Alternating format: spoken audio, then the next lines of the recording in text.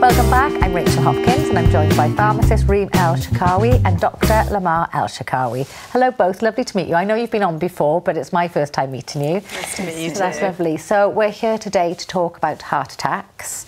And Reem, you've got a story about this, haven't you? Yeah, so basically a couple of weeks ago, Lamah, Dr. Alan Jones, GP in Uplands and Mumble Surgery, and I were sitting down in a place in Uplands when the owner of the place, Ryan Hull, came running in saying he thought his dad was having a heart attack. In fact, he was right. His dad that day was having a large heart attack.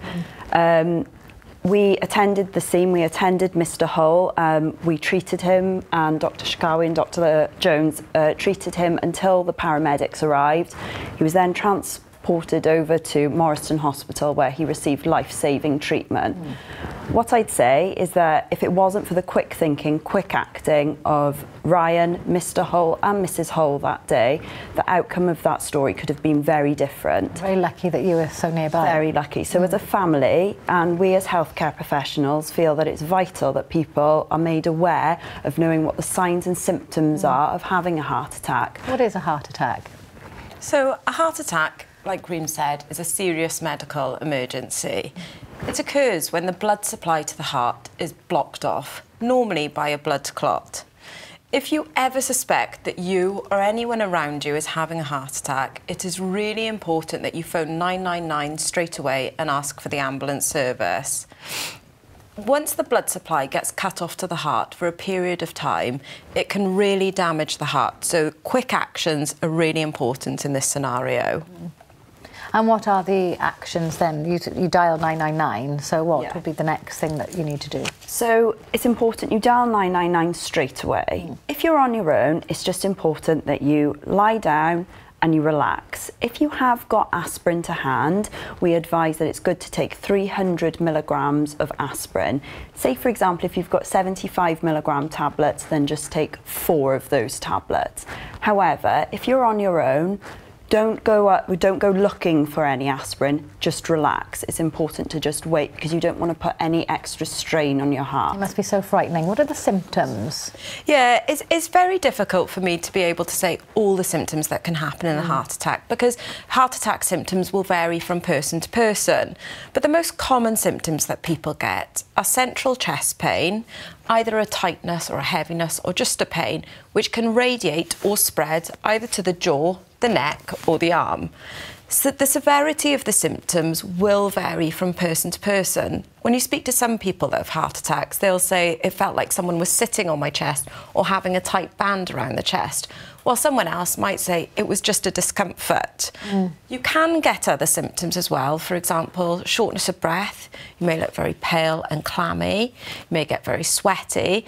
And you may get some nausea and vomiting as well. But like I said, these can vary, but those are the most common symptoms of a heart attack. Are there often symptoms leading up to a main heart attack? Yeah, there can be, but again, these can be very variable between people. So it is important that if you are at all worried, that you do go and see your GP, speak to a health professional, and they'll be able to, you know, maybe do some investigations to see if the problems are coming from the heart. How common is it that people are having heart attacks? So the British Heart Foundation now estimates that 10,000 people a year are being admitted to hospital due to heart attacks.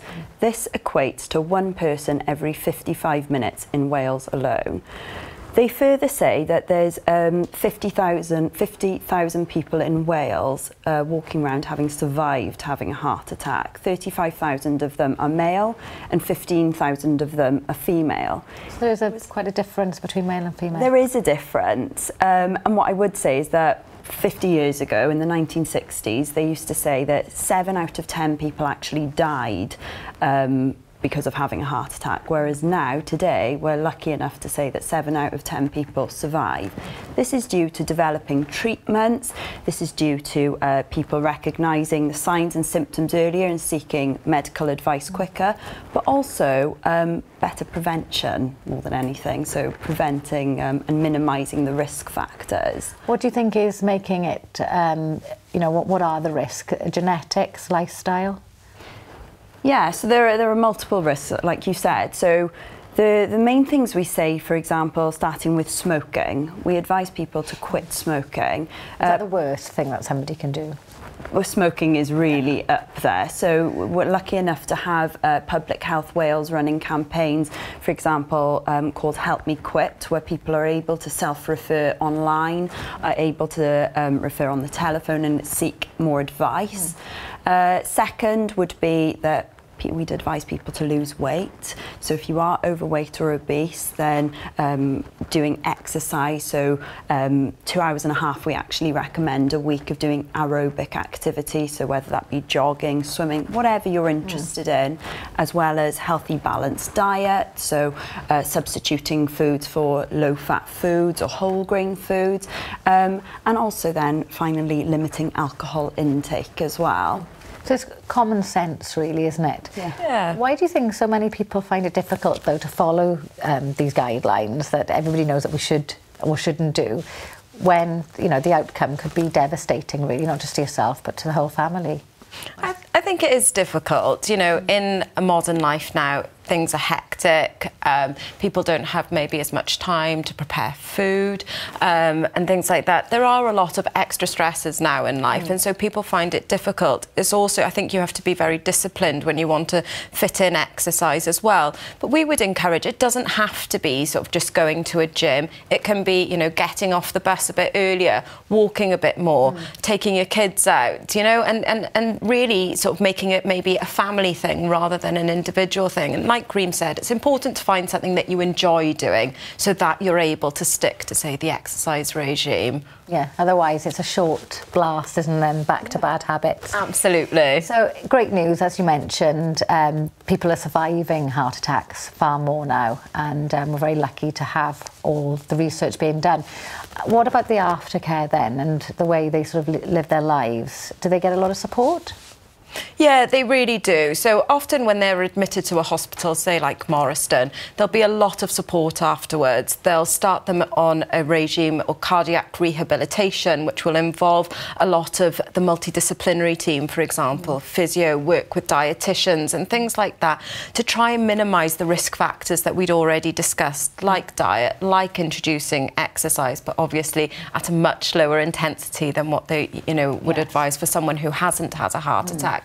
So there will be that support. They'll be followed up by the cardiologist or the heart specialist from the hospital. They'll be started on a number of medication that will help to ease the pressure on the heart as well. So there really is good support out there. There's a lot of information on things like the British Heart Foundation.